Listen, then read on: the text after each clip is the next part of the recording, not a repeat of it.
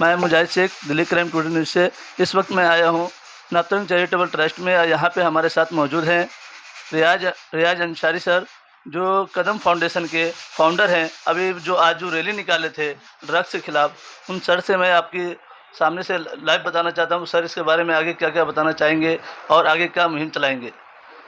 Sir अपने बारे में बताइए कि आपका नाम क्या है। मेरा नाम रियाज अंसारी है।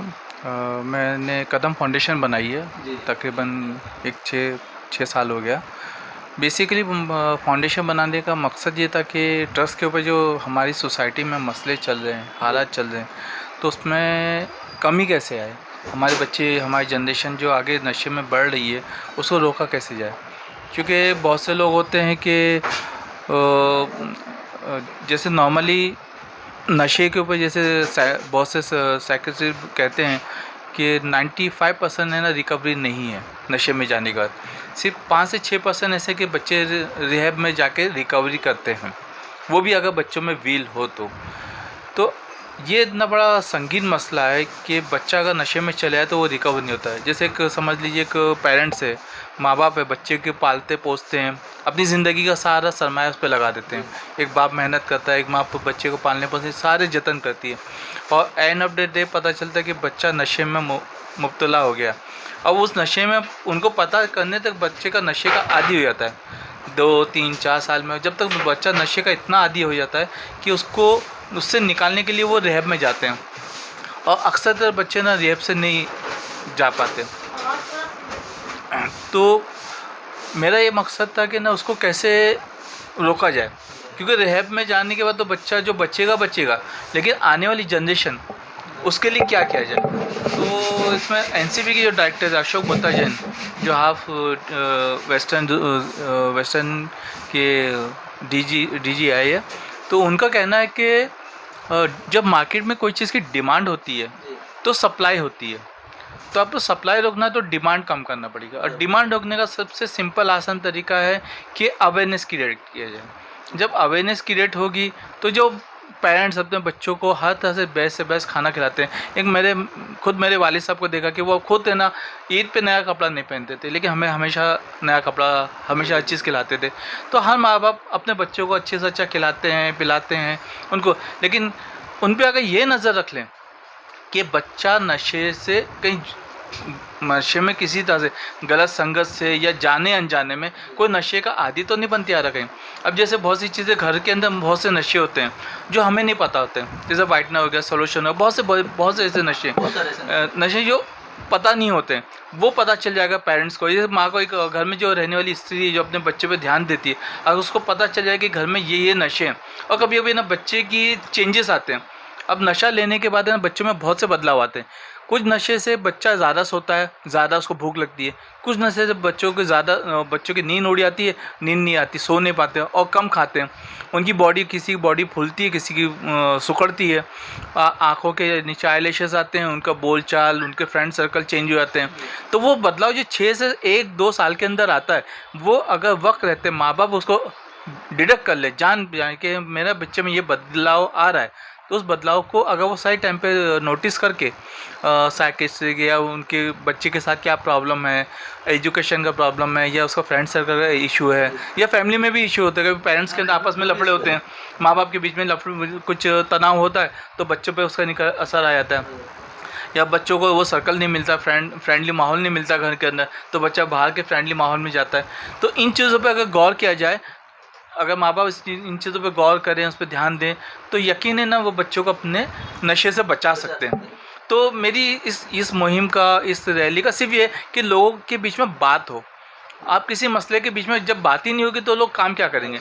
जब किसी चीज़ पे बात होती है, हाँ भाई ये मसला है, तो देखते कहीं मसला हमारे घर में तो नहीं आया, ये तकलीफ़ हमारे घर में तो नहीं आ रही है, तो लोग इस पर ज़्यादा से ज़्यादा सोचेंगे और बच्चे पर केयर करेंगे।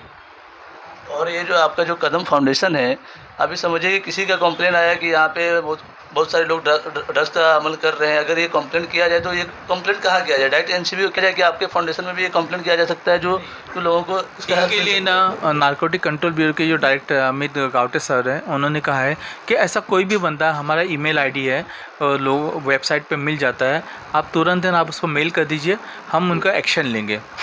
आप है ना या पर्सनली वहाँ पर जाके कर सकते हैं, तो पर्सनली भी वहाँ पर लेंगे।